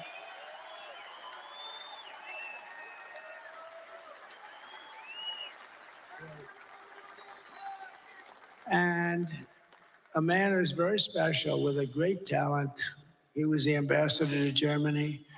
And I'll never forget when I took him out, the happiest person in the world was Angela Merkel. When Rick Grinnell was taken out, this was the best day in Angela's life. He was not your typical ambassador. He was somebody who would say, this is no good, what's happening. And actually it was a love-hate. They really loved him, but they said he's a smart one. He was wise to what they were doing. Rick Grinnell, where's Rick? Thank you. Thank you, Rick. And a woman who ran a very good race. It was a hard race because, you know, she believes in things and she believes in them very strongly. And I say you always have to stick with your beliefs. It's very tough. I told her it's very tough. But she's a hell of a woman. She had a father who I knew. He was a steelman. He was in the steel business. He was thankful when I put the tariffs on because we saved the steel industry. And he was a real pro. He passed away, but he's a great guy. But he'd be very proud of his daughter. His daughter's an incredible woman. Tudor Dixon. Thank you, Tudor. Thank you. We miss your father, right? What a great guy he was. And then we have a woman who drives extremely fast. She can drive a car and, just very successful, won races, but she's very successful. It takes tremendous courage and strength and everything else. It takes everything. I think driving those cars at 220 and 240 miles an hour, boy, you got to be brave. Probably have to be a little bit crazy, Danica Patrick, right? You have to be a little crazy, right? But it's Danica. Such an honor to have you involved, Danica. Such an honor. She's so smart. We were talking about, I just can't believe it how I was asking her questions on the plane over about, how do you do it? How do you do it? Because, they had me in one of these cars that start the race, and I'm sitting in the car, and we're going like 60 miles less than what you travel at. And I'm saying to the driver, you okay? He was okay. But it's an honor to have you involved. You're really special, a really incredible athlete. She's an incredible athlete. And another person that was very honest and very talented and doing an incredible job, but she was extremely honest. And sometimes you can be honest and it doesn't work out, but it's actually worked out really well because she's doing phenomenally well, better than before. Sage Steele, thank you very much, sir.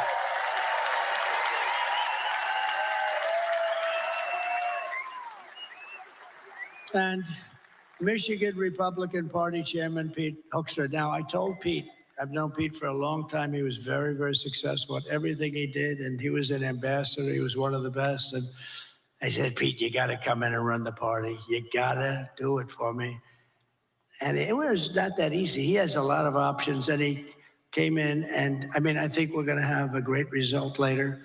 But Pete came in and ran the party, and I'll tell you, it is so organized. It's so professional. I think we're going to win. I think we're going to win in Michigan. Seems to be. We can't let them forget that I stopped that big Chinese plant in Mexico, Pete.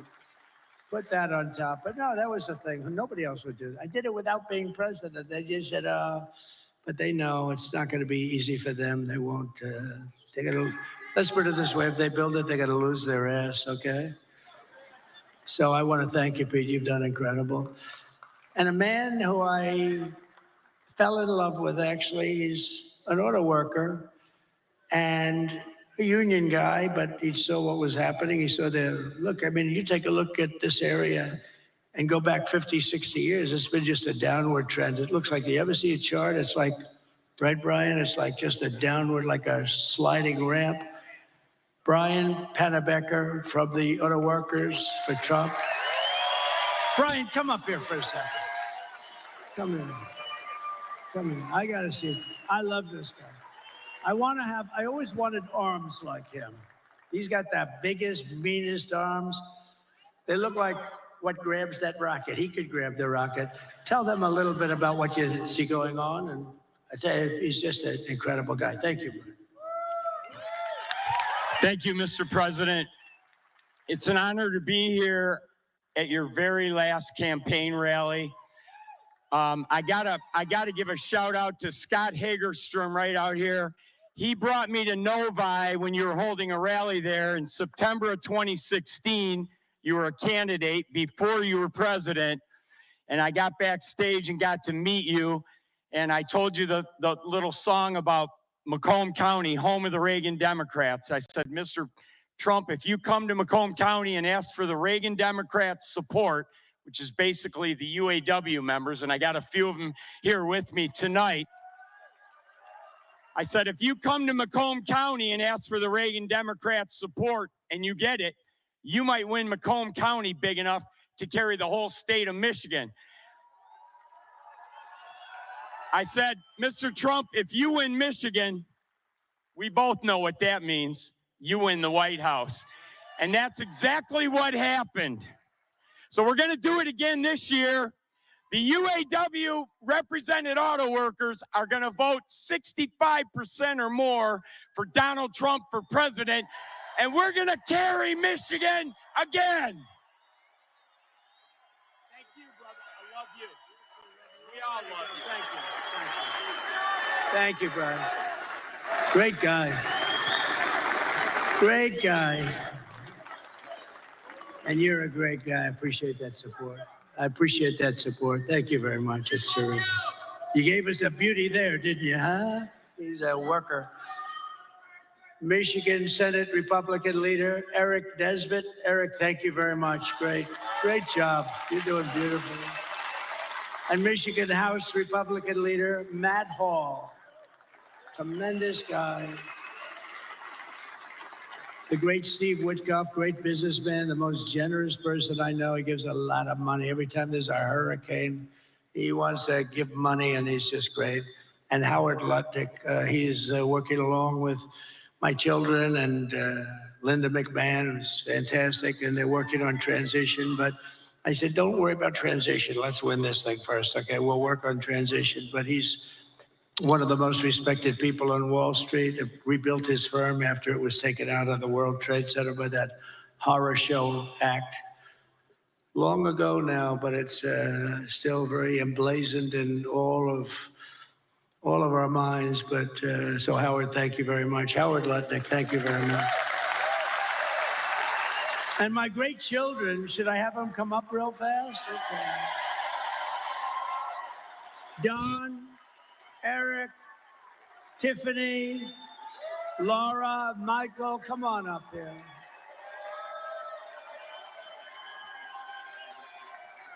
And we have Ivanka at home, sitting home, watching every second of it. And we have Barron, my beautiful boy, Barron. Barron, he knows more about computers than anybody. I closed up his computer. He said, Dad, I'll take it 2 minutes to figure that out.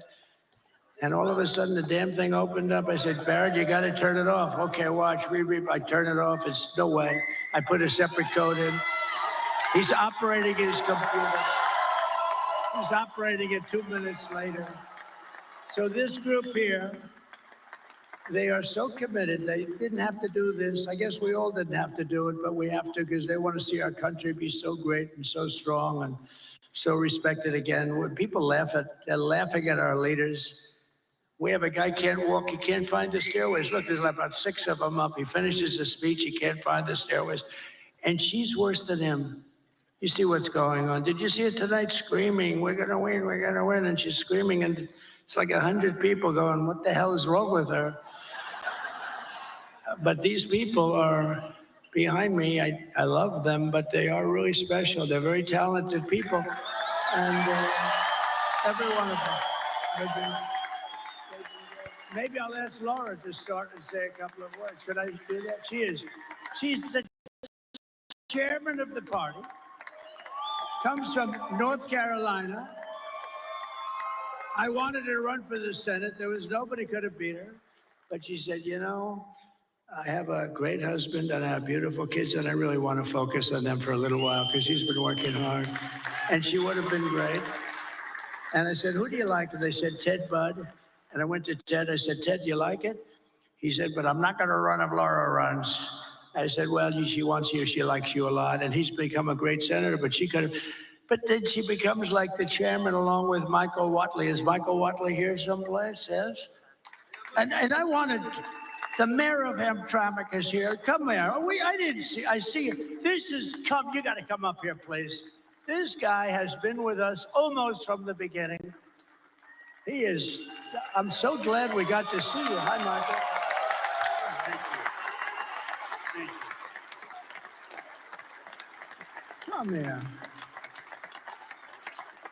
He has been an unbelievable unifier. This is one of the greatest men in your state, and I want to just thank you. Come here, say a couple of words. Thank you so much. Well, good morning. It's another day. I spoke earlier before you came, and I told the crowd that tomorrow, or today actually, is going to be a historic day, and we shall celebrate a historic victory today.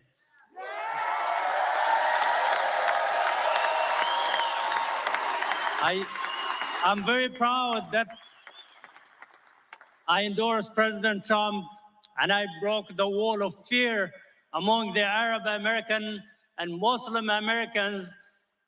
And I destroyed that wall of isolation and the wall of silence and the wall of hesitance among the Arab Americans. And now, today, we had a survey that was posted among the Arab Americans in the Metro Detroit, and it shows that President Trump is leading by 76%. Woo! That is awesome. And Harris earlier had 3%, and the rest was for others. So we are in a mission to end that disconnect between the minorities and the Republican Party and to make it the party of inclusion. And we are in a mission, which is the priority for us today, to send President Trump back to the White House. So like I said earlier, he has done everything possible to gain your support. He told me last Friday that it was 62 days of hard work with no break and no rest, and today it's 65 days with no rest. So he has used everything possible to gain your support. Hard work, seriousness, comedy, sarcasm, everything. So how is he a threat to our democracy, as the fake news keep saying, and the other party? So I ask you and I urge you to go out and vote tomorrow. And I think we have a big chance. I'm very optimistic that we will make history and we will win and make America great again. Thank you so much.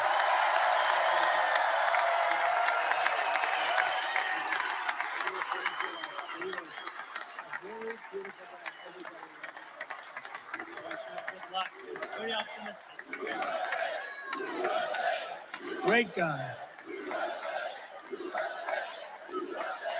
He's a great man, and I'll tell you, you have hundreds of thousands of people that follow, and that could be a very big difference. The Democrats are not happy about this. This was supposed to be their vote, and they're not at all happy. But really great young guy. He's a young guy, and wow, what a leader. So thank you very much. If we win this state, you're going to be very responsible for it, too, and I think we will. And tonight I did a thing a couple of weeks ago with a very smart guy and very special talent. He's got the #1 podcast, they say, by like 4 times. Joe Rogan. And a lot of people thought they loved that. It was 3 hours. Oh, it was so terrible because I did it. And I said, Joe, I got a rally of this size waiting for me in a very far away place. I'm going to be very late, like 2.5 hours late. But we kept talking. It went 3 hours and 15 minutes or something. Then when I got up there, it was cold, a little bitter, and everybody waited. Nobody left. And I explained to him, look, Joe is the #1 guy. He kept me late. But I'm doing it because we have to win. And not one person was unhappy. We had a great time. And I said, we're going to devote a lot more time. It was pretty late at night. It was worse than this, okay? I could tell you. But Joe Rogan just announced, and he doesn't do this at all. I don't think he's ever done it. But he just announced that he's giving me his complete and total endorsement to do nothing. Wow. So, Laura, would you say a few words, please?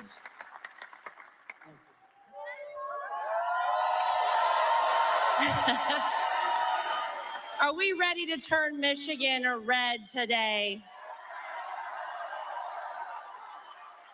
Today is the day that we send a loud and clear message to the mainstream media, to the establishment, to Hollywood, to the swamp, that it is not them, it is we, the people, who get to choose our president.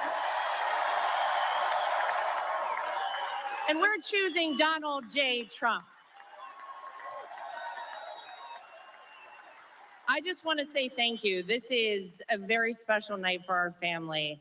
This has been almost a decade of doing this, and it has been my honor to be a part of this family, to be out speaking on behalf of a man who I love, not just because he's my father-in-law, but because he is going to save this country and going to save the world. Thank you, guys. God bless you. Get everybody out to vote. Thank you, Michigan.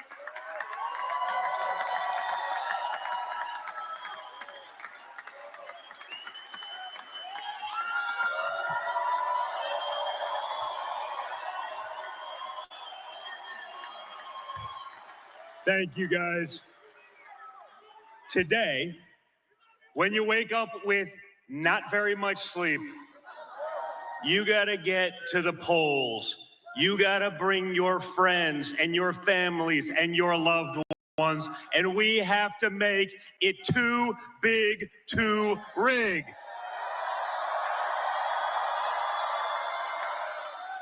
Guys, it's simple. It's a unique election. You've lived under both candidates. People like to pretend like it's not the Harris-Biden regime that has destroyed your American dream, our country, our economy, the entire world, and Western civilization. Well, you guys, starting right now, it's on you to reclaim what is yours, your country. It would be an honor for me, for you guys to show the same amount of resolve that this man showed on July 13th when he took a bullet to the face and came back defiant. You guys take that attitude to the polls, to your text messages to your friends. If you've early voted, drive everyone you know to the polls. That resolve is what kept us at peace. That resolve is what made trade deals. That resolve's going to save America, and it's going to put America first again, once and for all. So guys, now it's up to you. You make our country proud like he makes us proud each and every day. Let's get it done, America. Let's get it done, Michigan. Let's go.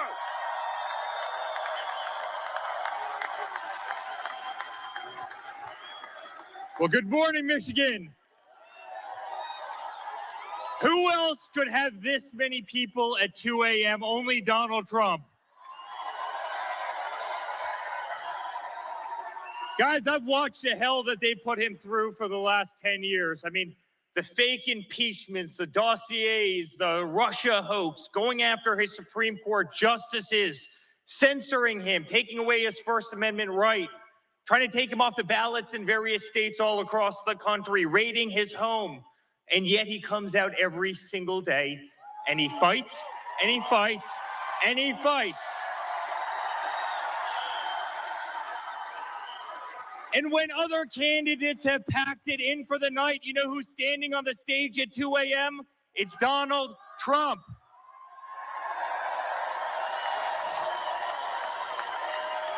America, it's time for us to pick our fighter, and it's that man right there. And I can tell you, as a son, as a family, we have never been more proud of a person in our life. I have never been more proud to stand on a stage with somebody in my life. He's the most remarkable man I know.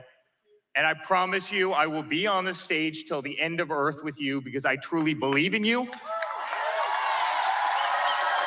And I believe what you're doing for this country and what you're doing for our children. And you are going to save democracy in the United States, and you're going to keep peace in the world. And I love you, and we're proud of you. And let's make America great again. Thank you, Michigan.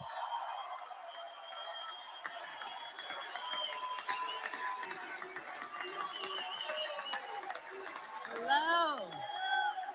So But my father has never stopped, and he will never stop working for you guys. So let's get out there. Let's vote for prosperity. Let's vote for the future that we want to have for our children and for our future generations. Thank you.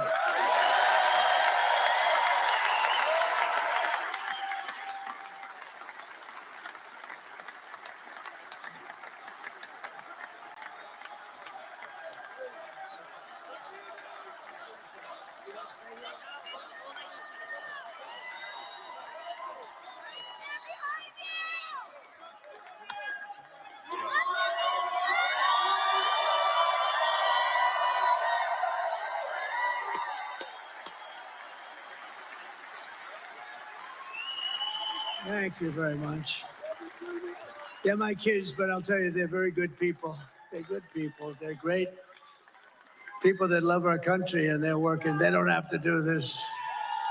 They don't have to do this. So in conclusion, with your vote, we are going to fire Kamala, and we're going to save America. We will cut your taxes, end inflation, slash your prices, raise your wages, and bring thousands of factories back to America and back to Michigan. And a lot of it will be using my favorite word, tariff.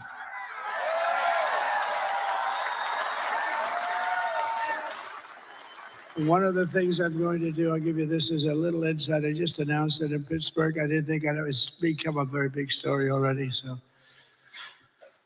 we're going to tell Mexico, you're killing tremendous numbers of our people by allowing China to send their fentanyl through your system and through your country. And we're going to give them a little period of time. But we don't want drugs coming across our border or any border. And whether it's Mexico or Canada or wherever, because they're starting now in Canada, they're starting to go up north. But whether it's Mexico or Canada, we're going to explain to them quickly that if you allow fentanyl and these drugs to come through your country, we're going to charge you large-scale tariffs on everything you send into the United States.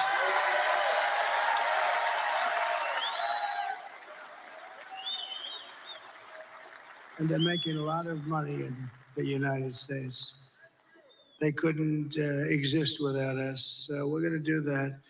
And we're going to tell China that if you continue to send fentanyl to Mexico or any place else that comes into our country, we're going to charge you a 25% tariff on everything you sell into the United States of America. We're not going to we can't let them, and you've never heard that from anybody but me.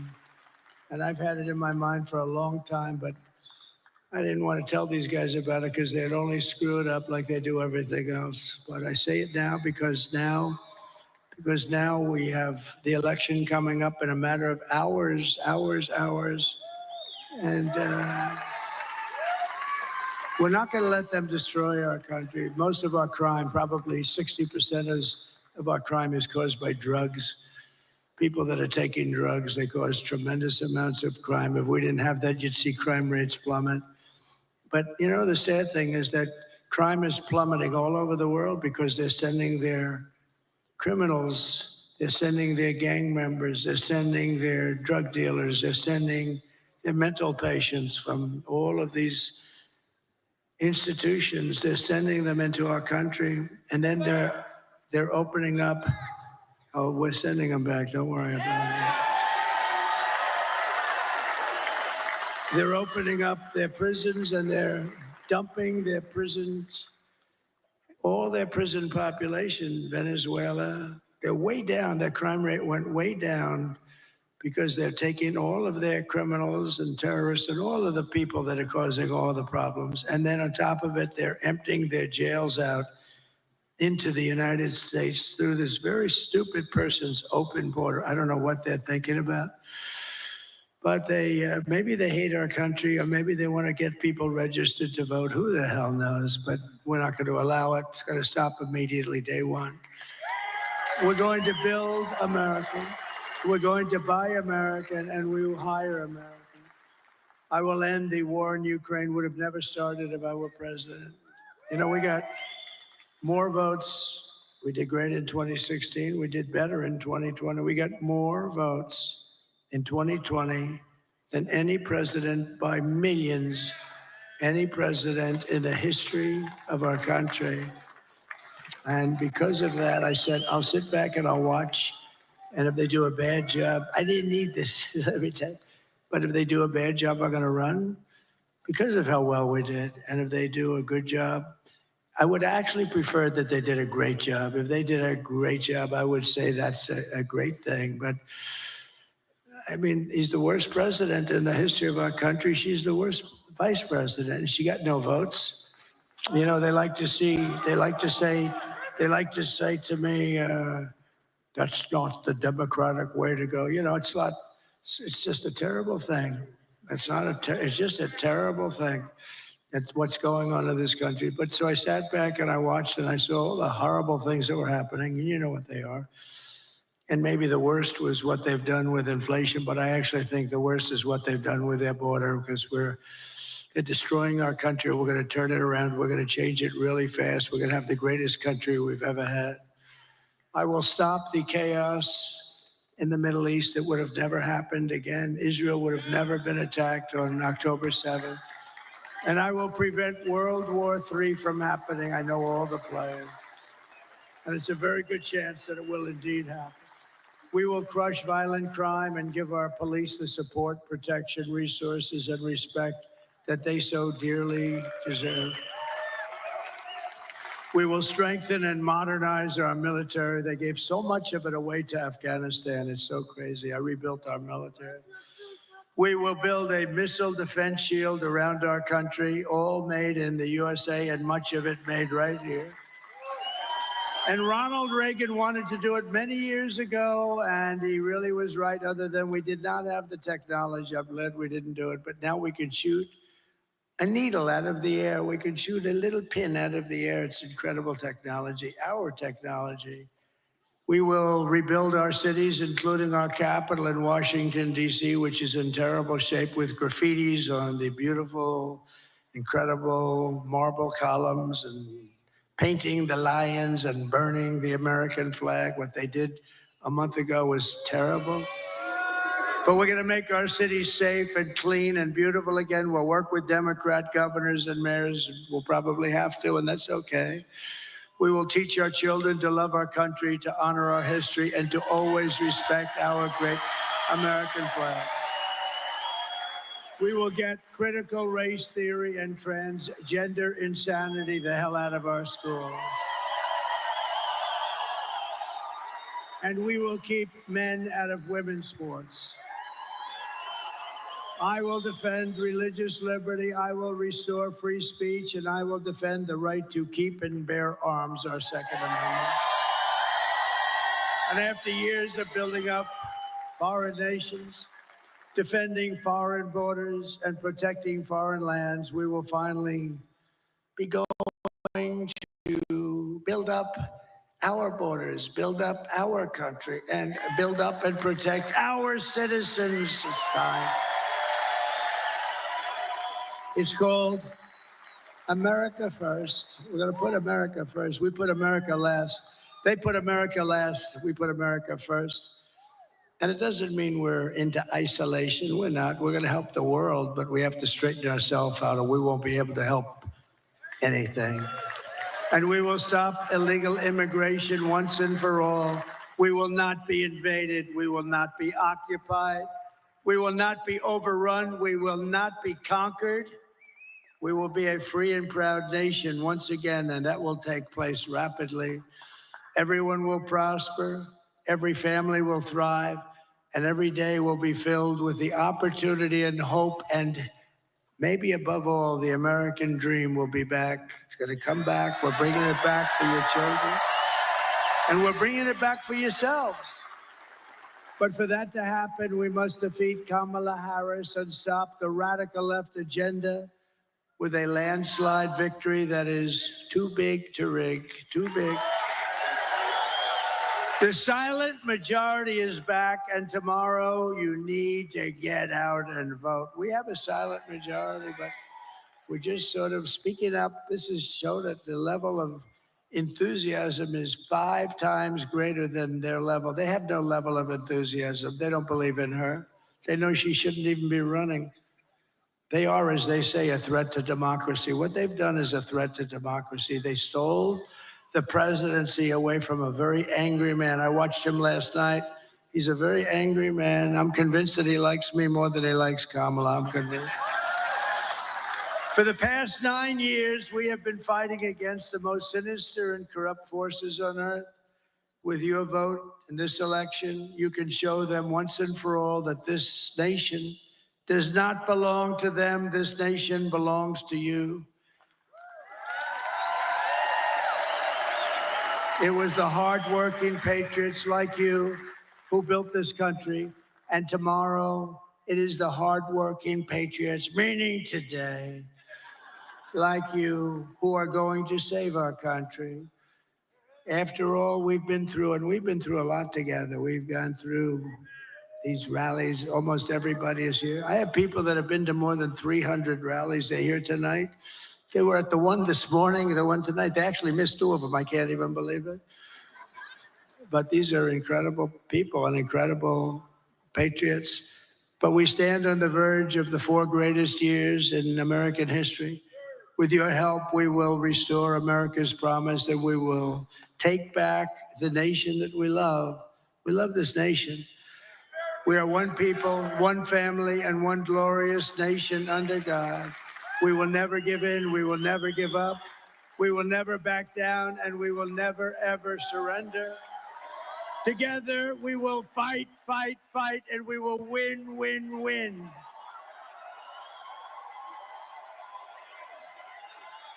November 5th, today, will be the most important day in the history of our country.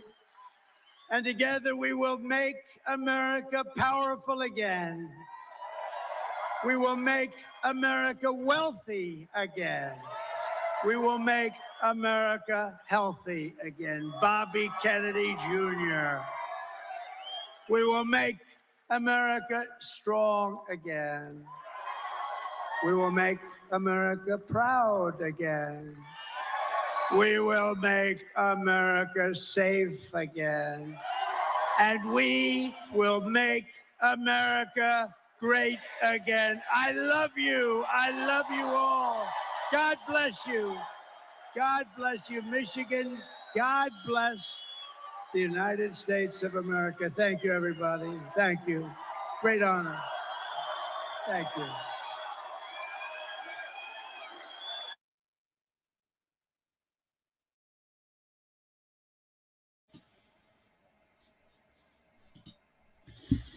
Wow. Wow. Wow. Wow. That was a speech for the ages. Holy mackerel. Look at him dancing. Oh, I love it. I just love seeing him dance. I can't play the music because, as you know, the music publishers are total fascists. They're the real fascists. Otherwise, they'll deplatform us. But wow, look at that. He still has energy. It's freaking almost 3. I mean, it's like 2:10 a.m. Look at him. He's amazing. He's absolutely phenomenal. Look at this guy. Oh my God. It's just incredible. Okay. So, wow, I've got to get some sleep. You've got to get some sleep. But I just want to say, first of all, thank you so much for staying up with me. Thank you so much for hanging out with me. Trump's final speech. Before you go, please make sure you tap that thumbs up. And don't forget, we have special live coverage of election night. 7:30 p.m. Eastern Time, 4:30 p.m. Pacific Time. Make sure you sign up for our free newsletter in the pinned comment. Subscribe, follow, and I just love all of you guys. Thank you, everybody. Thank you all. Thank you to the mods. This is definitely, yeah, you're right, Howie. This is definitely the latest live stream I've ever had. It's way past my bedtime. It's way past your bedtime. I don't even know if I'm going to be able to get to sleep tonight just because of everything that's happening. Please, and the last thing, I just beg you, pray for our President Trump. And please, please, please do not forget to vote. I beg you. Please do not forget to vote. They are counting on us to be complacent. They are counting on us to think that our vote doesn't count. Prove them wrong. I don't care what the polls say. I don't care what anybody says. I don't care what the electoral maps and all the predictions.